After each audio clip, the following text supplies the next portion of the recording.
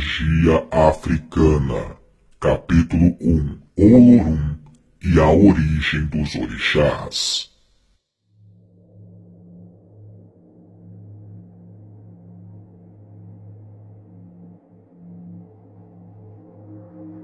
Para entender toda a mitologia africana e a origem dos orixás e demais entidades, é necessário se conhecer a história de Olorum. Ele é considerado o Deus Supremo das entidades africanas, assim como Zeus é considerado o Deus Supremo na mitologia grega. Para as religiões de matriz africana no Brasil, como Umbanda e Candomblé, Olorum é o mesmo Deus do cristianismo. A palavra Olorum é de origem iorubá, é uma contração de Olodumaré, que significa Senhor do Destino. Para eles, Olorum é o Senhor do céu, infinito em si mesmo, onisciente, onipotente, onipresente e indivisível. Ele é em si toda a criação e rege todo o universo. Deus é um, sempre foi e sempre será. Mas muitos são os nomes pelos quais ele é conhecido. Os nomes usados por diferentes povos e religiões referem-se simplesmente aos diversos caminhos por meio dos quais Deus manifesta a si mesmo na criação para cada povo com sua cultura específica. Os judeus chamam o Deus Supremo de Elohim. Na Grécia, Zeus. Para os muçulmanos, Deus é conhecido como Alá. Para os povos indígenas, Tupã. E para as religiões de matriz africana, Olorum, o criador de todos os orixás e de todo o universo. A lenda de Olorum lembra muito a criação que a Bíblia cita em Gênesis. Todas as religiões do mundo tentam explicar os grandes mistérios da humanidade. De onde viemos? Quem somos? Para onde vamos? Reza uma história africana originada de Queto, que no início de tudo havia o Orum, o espaço infinito, e lá vivia o Deus Supremo Olorum. Certo dia, Olorum criou uma imensa massa de água, de onde nasceu o primeiro orixá, Oxalá, o único capaz de dar vida. Olorum mandou Oxalá partir e criar o Aie, o mundo dos seres humanos. Quando Olorum, Senhor do Infinito, criou o universo com seu hálito sagrado, criou juntos seres imateriais que povoaram o universo. Esses seres seriam os orixás, que foram dotados de grandes poderes sobre os elementos da natureza.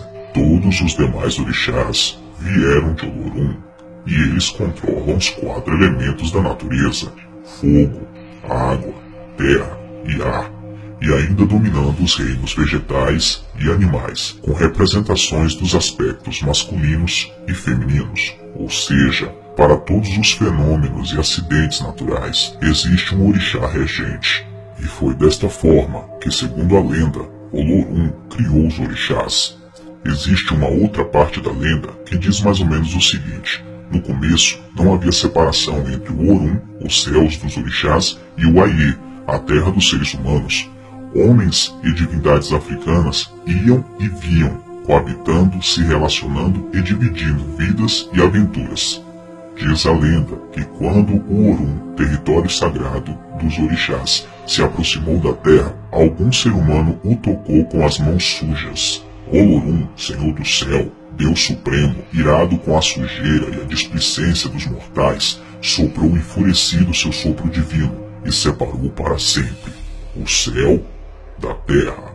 Assim, o território sagrado dos orixás separou-se do mundo dos homens, e nenhum homem poderia ir ao Orum e retornar de lá com vida. E os orixás também não podiam vir à terra com seus corpos. Perceba como esta lenda é bem parecida com a história que vemos em Gênesis, onde Deus expulsa o ser humano do jardim do Éden, porque o ser humano o desagradou. Agora havia o mundo dos homens e o mundo dos orixás. Separados dos seres humanos, os orixás ficaram muito tristes e amuados, sentiam saudade da terra dos mortais e foram se queixar para Olorum, que acabou consentindo que os orixás pudessem de vez em quando retornar à terra. Entretanto, teriam que tomar o corpo material dos seus devotos. Foi a condição imposta por Olorum. É por isso que os adeptos do Candomblé recebem entidades em seus corpos.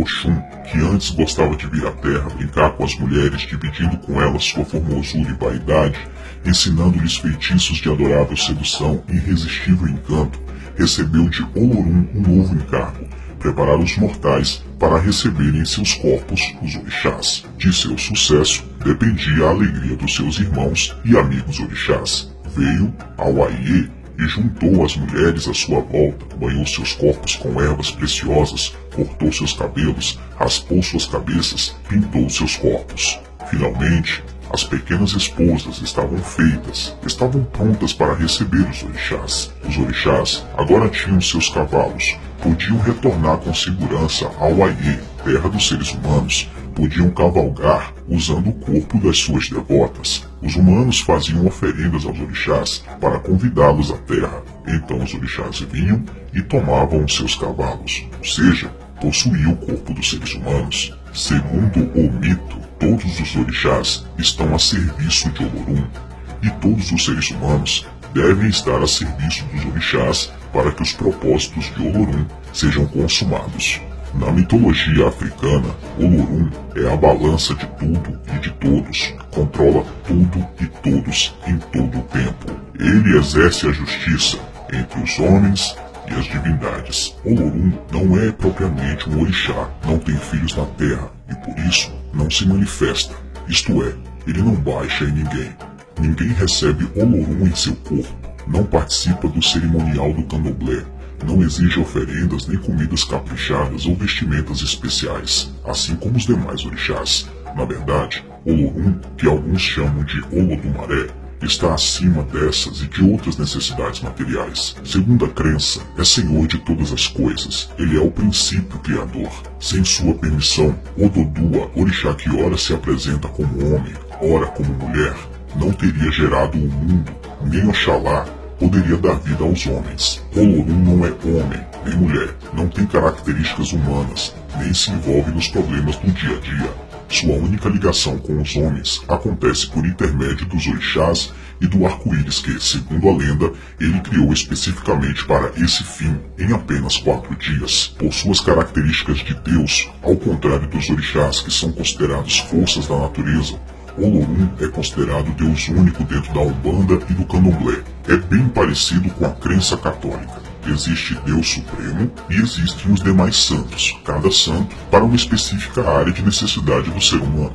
Os povos africanos produziram uma infinidade de mitos sobre a criação do mundo